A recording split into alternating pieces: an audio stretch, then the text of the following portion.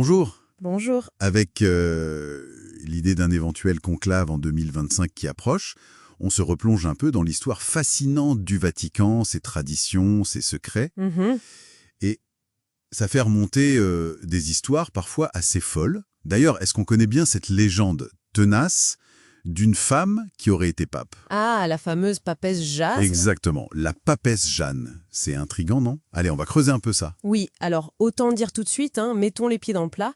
Pour la quasi-totalité des historiens aujourd'hui, Jeanne est une figure légendaire. Ah bon? Pas historique du tout. Non, on n'a aucune, mais vraiment aucune preuve contemporaine de son existence, Mhm. ni à Rome, ni ailleurs.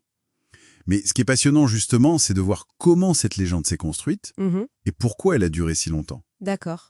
Alors la légende, elle raconte quoi exactement? La version la plus connue. La version classique, c'est celle d'une femme, Jeanne, hyper brillante, Mhm. parfois on l'appelle Jean Anglais, qui se déguise en homme Pourquoi? pour pouvoir étudier. C'est ça. Pour accéder au savoir, interdit aux femmes à l'époque, elle serait allée en Angleterre, puis à Athènes pour ses études. À Angleterre, Athènes, au IXe siècle. Oui. Et là, attention, premier gros problème. Ah, Ben ok. oui, les anachronismes. Au IXe siècle, il n'y a pas encore d'université en Angleterre comme on l'entend.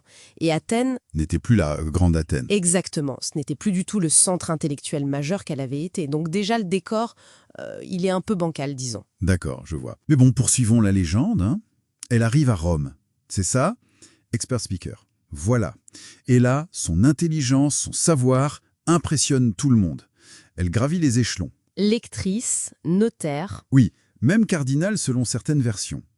Et le clou, c'est qu'elle finit par être élue pape. Carrément pape. Par acclamation. Par acclamation, oui. Souvent on dit qu'elle a pris le nom de Jean VIII et on la situe juste entre les papes Léon IV et Benoît III, donc vers 855-858. D'accord, Jean VIII.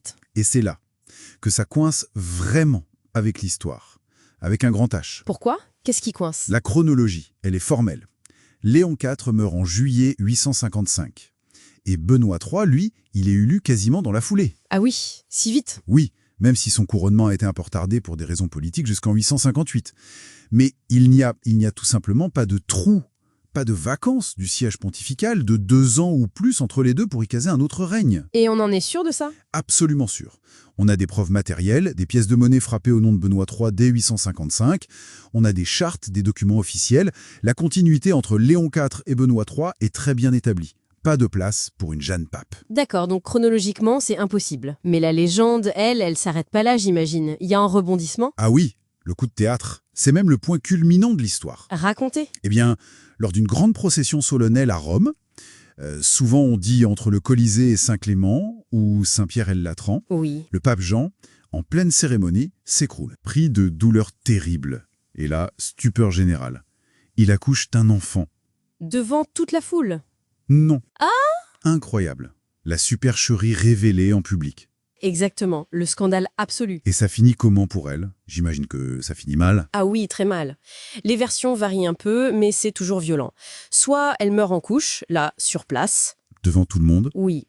Soit la foule, furieuse d'avoir été trompée, la lapide sur le champ, avec son enfant.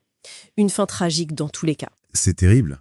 Mais alors, si tout ça, c'est pas historique, si ça n'a pas eu lieu, d'où sort cette histoire? Quand est-ce qu'on commence à en parler? Ah, mais c'est ça qui est clé. On commence à en parler beaucoup, beaucoup plus tard. C'est-à-dire? Les premières traces écrites qu'on ait, elles datent seulement du milieu du XIIIe siècle, vers 1250-1260. Quoi?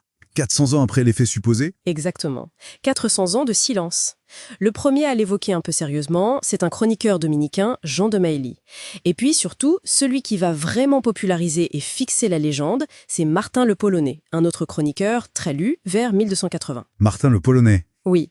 Et c'est lui qui la place précisément entre Léon IV et Benoît III. Sa version va avoir un succès fou et va circuler dans toute l'Europe.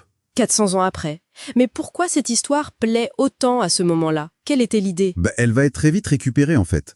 D'abord dans des conflits internes à l'Église, et puis surtout plus tard, au moment de la Réforme protestante, au XVIe siècle. Ah, Luther, Calvin? Voilà, Jean Hus avant eux, puis Luther, Calvin, ont utilisé l'histoire de la papesse Jeanne comme une arme, pour critiquer la papauté, remettre en cause l'autorité du pape, la succession apostolique. C'était parfait pour dire. Voyez? Regardez, même une femme a pu tromper tout le monde et devenir pape. Votre institution n'est pas infaillible. C'était un argument polémique puissant, en somme. Extrêmement puissant. Et il y a aussi cette autre histoire un peu étrange liée à ça, la sedia stercoraria, la chaise percée. Ah oui, la fameuse chaise percée.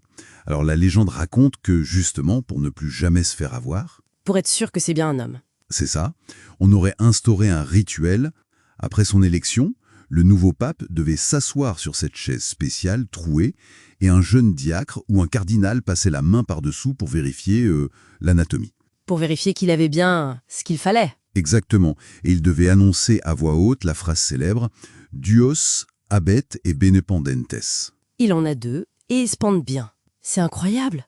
Mais ça a vraiment existé, ce rituel? Alors non, ça aussi c'est une pure légende, même si elle a eu la vie dure. Encore une légende? Encore une, les historiens sont formels, aucune trace historique sérieuse de cette cérémonie de vérification. Les chaises percées qu'on a retrouvées, qui existent dans certains musées, comme au Louvre ou au Vatican, Oui. elles viennent d'où alors? Ce sont très probablement d'anciennes chaises officielles romaines, des chaises curules, des sièges de magistrats antiques. Elles ont été réutilisées bien plus tard pour certaines cérémonies papales, pour leur côté prestigieux et symbolique, bien avant l'apparition de la légende de Jeanne. Donc rien à voir avec une vérification anatomique. Rien du tout. Le lien avec la vérification des attributs masculins, c'est une invention. Probablement ajoutée à la fin du XIIIe siècle ou après, pour donner encore plus de corps à l'histoire de la papesse Jeanne. Ça rendait le tout encore plus croustillant. Bon, alors si on résume tout ça, la papesse Jeanne, c'est une figure fascinante, une histoire rocambolesque, mais qui relève du mythe, de la légende médiévale, pas de l'histoire. C'est exactement ça. Une construction du Moyen-Âge tardif. Mais ce qui est intéressant, c'est de voir pourquoi elle persiste autant. Oui, pourquoi? D'abord, il y a son côté romanesque, transgressif, un peu scandaleux. Ça plaît toujours. Et puis, elle est devenue un symbole très fort. Un symbole de quoi? Un symbole souvent repris dans les débats sur la place des femmes dans l'Église. Une question qui est loin d'être réglée, on le sait. Donc l'idée d'une femme qui a brisé le plafond de verre ultime, ça continue de marquer les esprits. C'est pour ça qu'elle refait surface régulièrement, notamment quand on parle de conclave, de succession. Le passé légendaire vient nourrir les discussions actuelles. Je vois. Et ça nous laisse peut-être avec une question pour réfléchir au-delà des faits historiques. Qu'est-ce que la persistance même de cette légende, malgré tout, malgré les démentis des historiens, qu'est-ce que ça nous apprend? Ben oui, sur la force incroyable des récits, sur la façon dont se construit la mémoire collective. Et peut-être aussi sur des questions pas tout à fait résolues autour du genre, du pouvoir, de l'autorité, même dans des institutions aussi anciennes que l'Église catholique. Exactement. Ça laisse matière à penser, c'est sûr. Absolument.